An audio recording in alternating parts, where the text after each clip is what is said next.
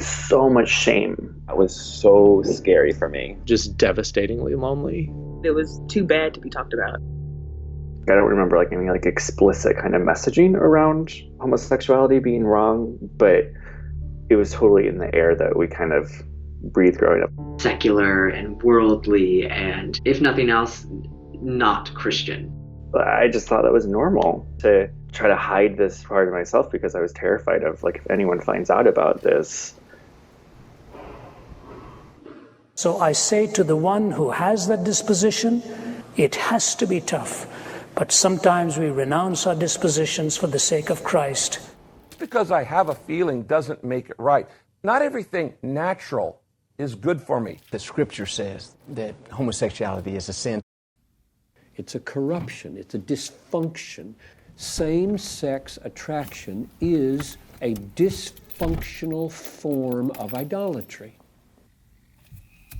It's unnatural. I think that it's detrimental and ultimately destructive to so many of the foundations of civilization. No homos will ever be allowed on this church as long as I'm the pastor here. Never!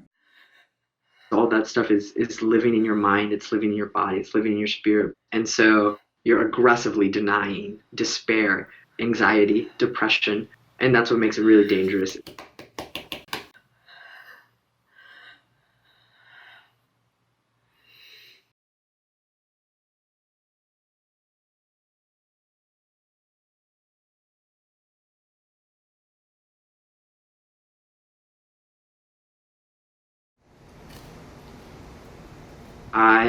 I wanted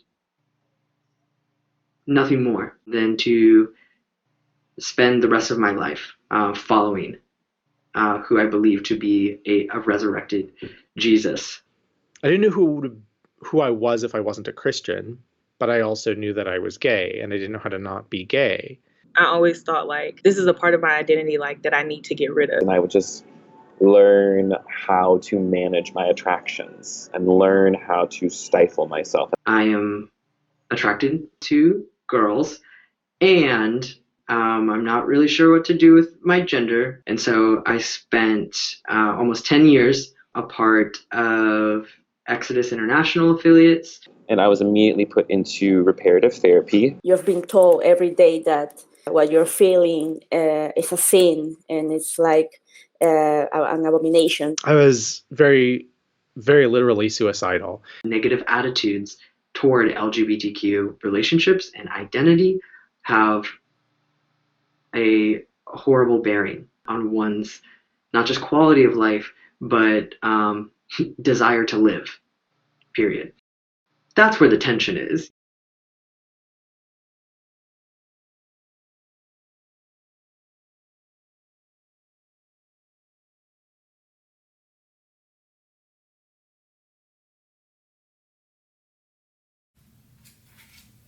I was just trying to make myself tolerable to God. I started splitting, and I started constructing a false self around who I wanted to be.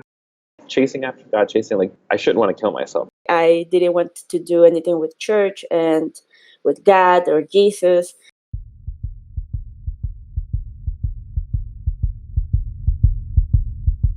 And I just can't live in that headspace anymore.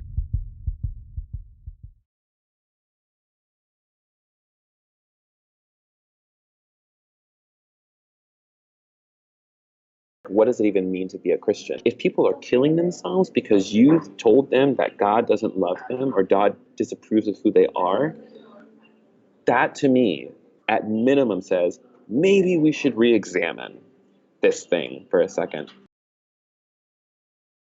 I started first to wonder to myself, have we thought about this wrong? Churches, they're not comfortable with that gray area. They're not comfortable with that tension. Jesus talks about in the scriptures, I've come to give you life abundant. I feel like that's something that we can grasp now. And for so many queer people, that idea of living abundantly is really hard to try to find. Okay, this is not going away. I am gay. Okay, what does this mean?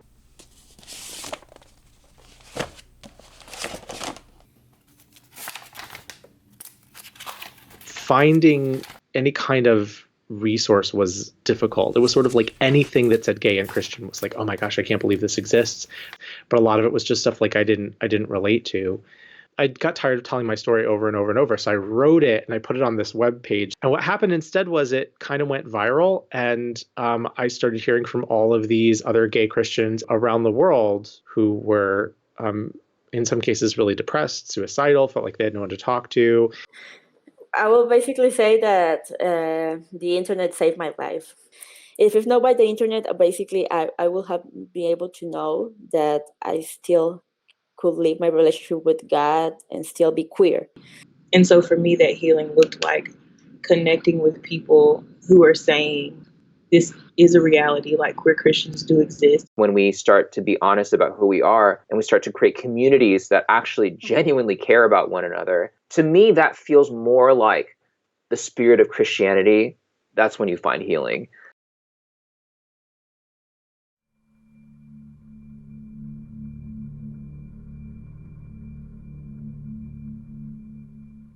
I find it really interesting that there's like so many people that are willing to be having these conversations. What is the things that motivate you to like press more into this? I get emotional every time I talk about it. I don't want to let anybody take the gift Jesus gave from me. And I feel like I let them do it for a long time. I don't want people to feel like Jesus is only available to you if you're a certain person. I felt like I was being called. There's this need that is so palpable. We're talking about lives. The big thing was finding a way to connect people and make sure that other people didn't feel alone, that they knew that there were people who cared and who understood what it was like. Hey there, you're listening to A Tiny Revolution, a podcast about ordinary people living revolutionary lives. I'm Kevin Garcia. Welcome. I love the queer community as Jesus does. Just knowing how hard it was, having a relatively easy experience, considering it's like there's so many people. It's like there's no content in Spanish, there's no affirming churches, at least not in my country, in Nicaragua. I knew that we had to start this type of conversation with our stories, with our communities. Punto de escuchar híbrida por la mechuda. Let's get everyone together and start like having actual conversations in ways that people can hear it. Hey friends, this is Matthias Roberts, and you're listening to Queerology, a podcast on belief and being. Storytelling and like story sharing is so powerful. I really do wish like you could see the beauty that's happening in this world. Welcome to the Queer Theology Podcast. And you're listening to Conscious Construction. Blue Baby's Pink, Prologue. Are listening to Lord Have Mercy. How to Be Human is about finding hope in our stories. Welcome to Oratio, a sermon cast about living scripture as an act of resistance. I see people who are connected and thriving. I see people who are resilient and strong. If anything, that's life and life abundant, I would say.